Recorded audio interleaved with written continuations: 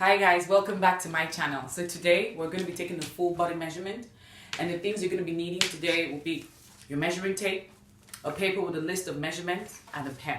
So let's get started. So the first step will be to take the tip of your measuring tape and start from your client's neck to the shoulder bone. But this is my dress form, so of course you can't feel anything, but you have to feel it on your client's shoulder. And for here it says 9 inches. So what I like to do is after I get her shoulder bone, I come down to get her bicep, which also can serve as her sleeve. So from here, the shoulder, the tip of where you stop the bone, I come down. For this dress form, the fullest part you see is around 6 inches. So I go round to get her bicep, the fullest part, which is 15 inches.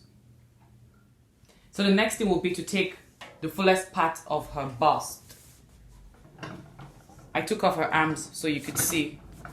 And then the fullest part of her bust is 47. But please make sure when you're taking your client's measurement, make sure the tape is straight. It's not like crooked, bent. It has to be straight this way, lay flat. If not, you're not going to get the accurate measurement. And then the next thing I do is usually when you take your measurement, always have like maybe a ribbon or a tape around the waist so it accentuates the waist. You can ask your client to actually bend, and there's always a curve by the side. But here my dress form already has like a tape around it, so I know this is the waist. So what I'm going to do is I'm going to take her waist measurement to the side, which is 40.5. Always put the finger in. That's what I do. So it's like 40.5 for the waist, and then the fullest part of her hip, where her butt is, like the fullest part. For my dress form, it's 48. You see, everything lays flat. It's 48 inches. And if you're gonna make something with a stretch fabric, like a bodycon dress, all you would need is the shoulder, the bust, the waist, and the hip, and the length of the dress. And if it's going to have a sleeve, then of course you get the sleeve length and the bicep. So the next thing I'm going to do is I'm going to take the tape here, from the tip of her shoulder, and then to get the length.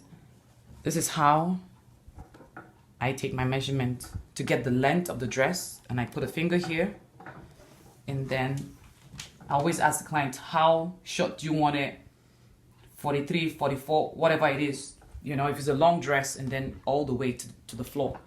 So if I'm going to make a dress that has a cut around the waist, what I'm going to do is from the waist, I put the tape of my tape measurement all the way, getting the fullest part of her hip. That's the distance from the waist to her hip. For my dress form is 8 inches.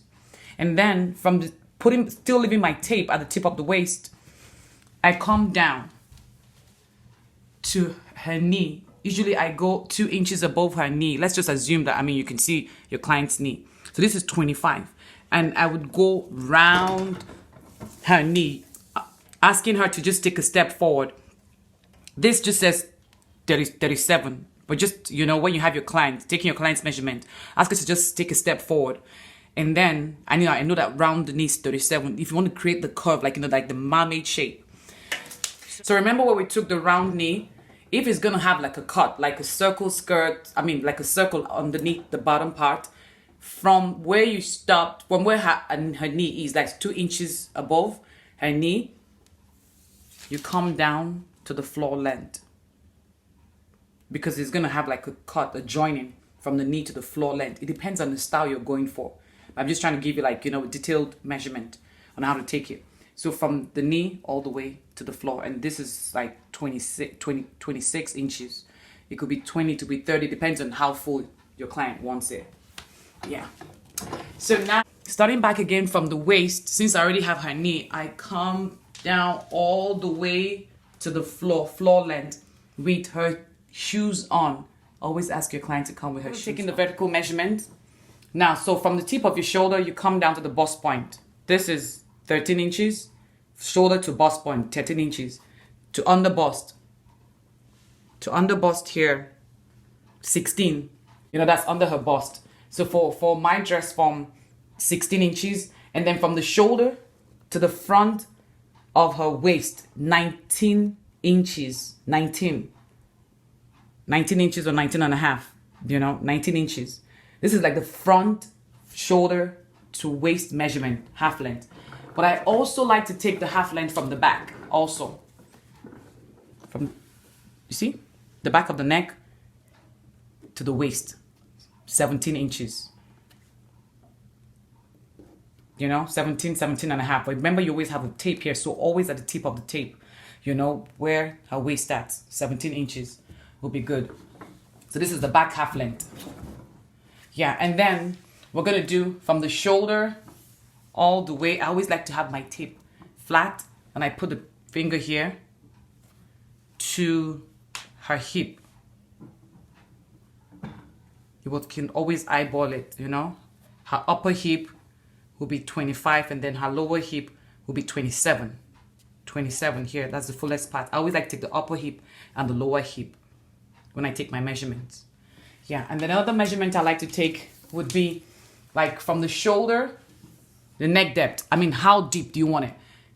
12 inches, 8 inches, whatever the client wants. I mean, I see people do all the way there. Oh, no, I don't do that. But I mean, 13 inches. It depends on what your client wants, But I always like to take the measurement from here to get the neck depth. Whatever your client wants, you can do that. And then I also take like the above bust, always below your armpit. Above bust here, I always put the finger in between 45. Making sure that the tape lays flat at the back. Above bust, I always take that. And then the shoulder to the above bust. If you're gonna make like a bustier and it's gonna have like an illusion neck, 7 inches is what I do. It depends on your client. 8 inches, whatever. And then nipple to nipple. Nipple to nipple. This is a dress from Seoul. Usually it's like 8 inches, always from apex to apex here. I always do that. And that's about it. So we've come to the end of this video, how I take my full body measurement. If there's any questions, please leave a comment below and I will do my best to respond on time. So thank you for watching this video and hope to see you in my next video. Like, subscribe, and share. Thank you. Bye.